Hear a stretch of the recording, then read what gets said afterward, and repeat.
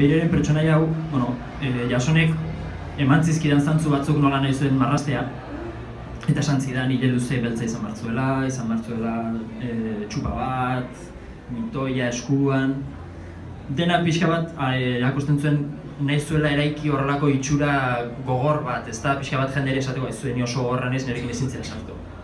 Gero, deskubritzen dugu barrutikan beste izaera batzuk ere badituela, baina berak emandako zehaztapen horietatik aparte ni saiatu nintzen bere azal gogor hori baita ere bere aurpegik eran adierazten, ez da? Horregatik saiatu izan naiz beti marrasten pixka bat gesto gogor batekin, baita horrelako pixka txuleria pixka batekin, ez da? Horrela, ikusten du zuten nola marrasten dizkio da muturrak pixka bat, horrela, ez da?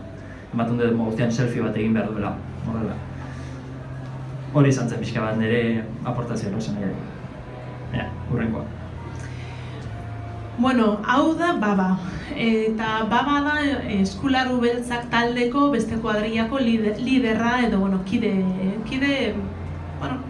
nolabait ezateko markatzen duena. Bai, nahiz eta azkena dan iristen, baina, bera esango nuke dela Beireren antagonikoa, bai. Babak daukan ezaugarri nagusia da boxeoa.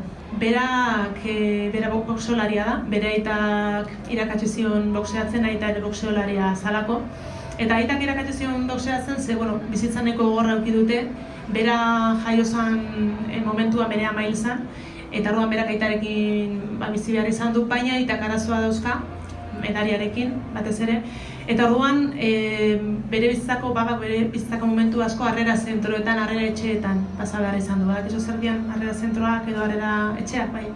Orduan horrek markatu du, nola ez, bere bizitza eta bere izaera asko markatu du, eta batez ere berak dio, beldurrik handiena dio, abandonoari, bera bakarrik geratzeari, eta horrek bere harremantzeko modua ere asko kondizionatzen du, ezta. Baina, mutil maitagarri bada, eta hemen ondo ikusten ez bada ere, badauka begi baten partxe bat dauka, bai. Bai, Jasonek esan duen bezala, pertsonaia honek bizitza gogorra izan du. Baina era berean bizitza nahiko modu aktibo eta positiboan hartzen du. Eta horregatik aurpegian saiatu nintzen egiten joko bikoitz hori. Begiak tristeak ditu, baina nahoan beti dauka horrelako erdi irriparre bat. Orduan bere aurpegian bertan ja ikusten dira bere bizitzaren bi zati horiek, ezta? Horrelako zerbait.